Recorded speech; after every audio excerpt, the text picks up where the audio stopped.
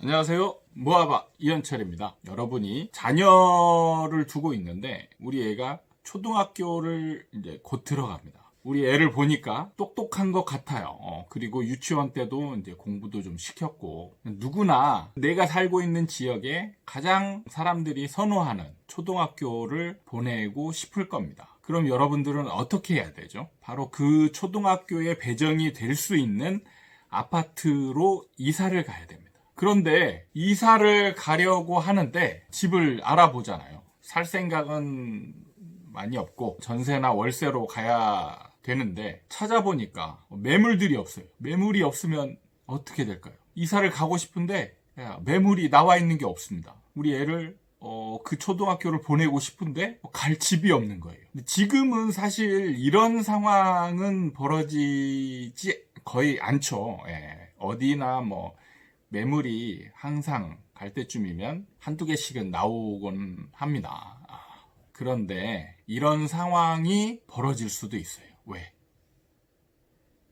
바로 임대차 3법, 이번에 제정되는 임대차 3법에 의해서 이런 일이 혹시 벌어질 수도 있지 않나라는 생각이 좀 듭니다. 자, 임대차 3법이 뭐죠?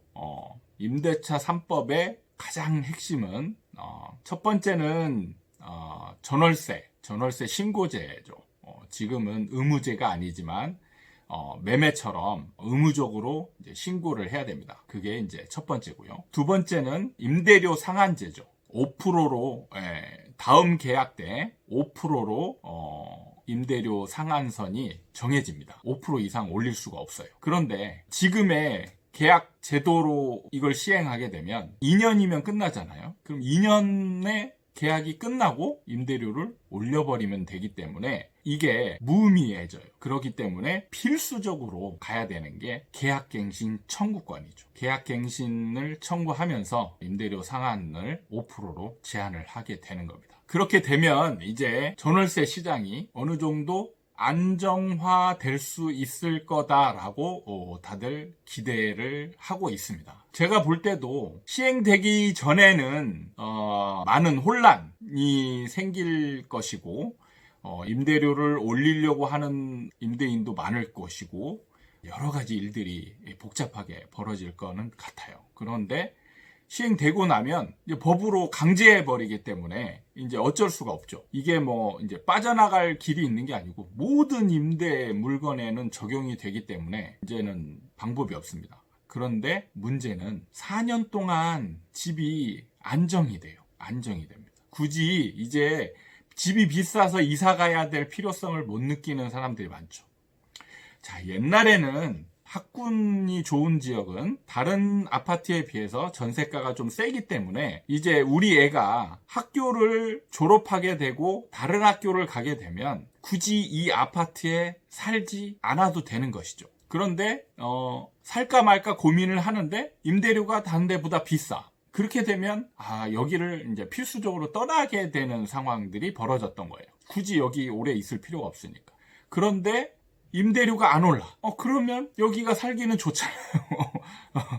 생활 수준도 높고 다들 그러기 때문에 여기서 오래 살면서 인맥을 형성하는 게 훨씬 더 앞으로 우리 집에 더 도움이 될 거다라고 생각하는 사람들이 늘어날 겁니다. 그렇게 되면 좀 더 거주 기간이 길어지겠죠. 그런데 이런 지역은 필수적으로 지금 처음에 얘기했던 것처럼 진입하고자 하는 사람들이 많아요. 학군에 대한 수요 때문에 진입하고자 하는 사람들이 많습니다. 그런데 이게 나가는 사람과 진입하는 사람이 얼추 이렇게 맞물려 돌아가면서 원활하게 그래도 돌아갔었는데 앞으로는 아기가 안 맞을 수가 있는 거죠. 들어올 사람은 많은데 나갈 사람이 없는 거예요. 나갈 사람이 없어. 그럼 어떻게 될까요? 큰일이네? 진짜. 우리 애 초등학교 보내야 되는데 집이 없어요. 어떡하지? 이게 이제 생각하지 못했던 지금 문제점들이 이제 나타날 수 있는 겁니다. 그럼 여기서 어떤 일들이 벌어질까요? 지금부터 예상을 해보도록 하겠습니다. 첫 번째는 어쨌든 수요 공급이 완전히 어긋나게 되는 거잖아요. 지금 사람들은 여기 꽉 차서 살고 있어요. 근데 새로 들어오려고 하는 사람들이 있습니다. 초등학교 진학 때문에 이쪽으로 진입을 해야 돼요. 그런데 여러분도 아시다시피 이거를 거기 안 가면 되지 라고 얘기할 수 있는 상황이 아니에요. 우리나라는 학군에 대한 이 욕구는 어마어마합니다. 우리나라에서 우리 애를 잘 키우고자 하는 욕심이 굉장히 강하죠. 그 출발점이 초등학교예요. 그렇기 때문에 이 욕구는 무시 못하는 겁니다. 이거를 그냥 뭐 딴 데 가면 되지라고 얘기한다면 정말 현실을 모르는 거예요. 그런 사람이 만약에 정책자에 있다. 그런 사람들은 정책을 하면 안 됩니다. 현실을 아예 무시하는 거잖아요. 사람의 기본적인 욕구, 이게 기본적인 욕구는 아니지만 우리나라에서 아주 뿌리 깊게 박혀있는 욕구예요. 그것 때문에 많은 문제들이 나타나고 있잖아요. 이거는 현실인 겁니다. 그래서 반드시 아파트의 수요 공급, 전월세 시장이 수요 공급이 어긋나게 돼 있어요. 그러면 이럴 때 생기는 게 암시장이죠. 첫 번째는 뭐냐면 이제 나가려고 하는 사람이 생겼어요. 그리고 임대인은 이제 한 명입니다. 근데 임차인 들어오려고 하는 사람이 한 4-5명 돼요. 근데 전에는 이거를 임대료를 올리면 됐어요. 임대료를 올리면 됐는데 지금은 임대료를 올리지 못해요. 올리지 못하기 때문에 임대인은 손을 쓸 방법이 없습니다. 누가 아무나 들어와도 되는 거예요. 근데 5사람은 서로 들어오고 싶어 해요. 그럼 이때 어떤 상황이 벌어지냐? 암시장이 생긴다고 했죠. 암시장. 그러면 이때는 어떤 상황이 벌어질 수 있냐면 신고할 수 있는 전세는 정해지고 신고하지 않는 월세가 생길 수 있는 겁니다. 5사람 중에 누군가가 제안을 하겠죠. 예를 들어서 만약에 여기가 전세가 시세가 3억이에요.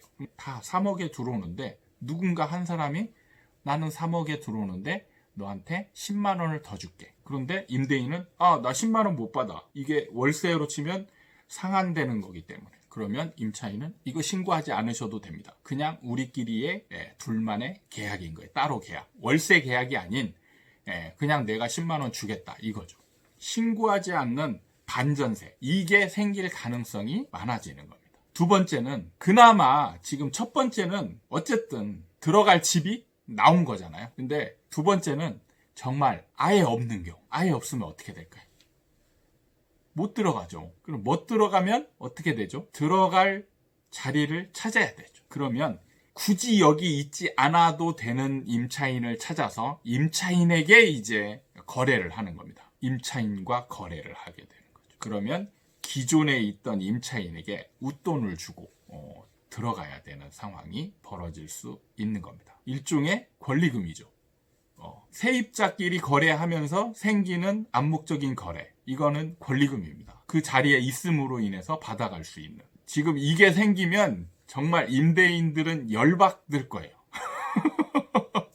네.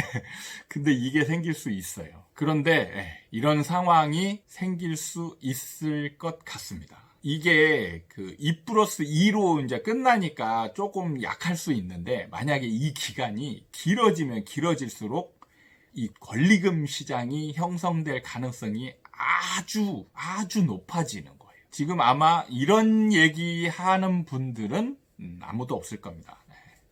그러니까 두 가지 상황이 같이 벌어질 수 있어요. 대응 전략이라고 한다면 꼭 초등학교를 그쪽으로 보내야 될 분들은 빨리 이사를 가시는 게 좀 더 유리할 수 있고요. 어쨌든 좋은 자리를 한번 선점해보면 세입자 여러분들한테 뭔가 혜택이 갈 수 있는 상황들이 벌어질 수 있을 겁니다. 그리고 기존에 살고 계신 분들은 가능하면 이사 안 가고 잘 버티세요. 버티면은 조금이라도 뭔가 손해볼 일은 사실 없죠. 손해볼 일은 없으니까 제가 말한 것처럼 혹시라도 누군가가 웃돈을 주고 거래를 하자, 우리 임차인 거래를 하자 라고 얘기할 수 있는 겁니다. 그럼 임대인은 건들지 못해요. 임대료도 올리지 못하고 그냥 우리끼리 계약할 테니까 계약서만 써주세요. 그러면 네 그래야 되는 거죠. 네. 임대차 3법이 적용되고 나서 시장이 어떻게 변할지 한번 그냥 제 나름대로의 그때 상황을 한번 그려봤습니다. 확실하게 정확히 맞을지 안 맞을지는 저도 모르겠어요. 근데 이런 상황이 벌어질 가능성이 많다라고 생각이 듭니다. 그러니까 이 법이 없는데도 항상 학군이 있는 지역은 전세난처럼 뭔가 그런 상황들이 많이 벌어졌어요. 이제 좀 더 눌러앉고 싶은 사람들이 생긴다면 들어갈 집이 없는 상황도 생길 수도 있다. 이런 점 염두하시고 한번 다 같이 어떻게 변하는지 한번 지켜보자고요. 네, 자 오늘 여기까지 하고요. 또 다음에 새로운 주제를 가지고 여러분들 찾아뵙도록 하겠습니다. 감사합니다.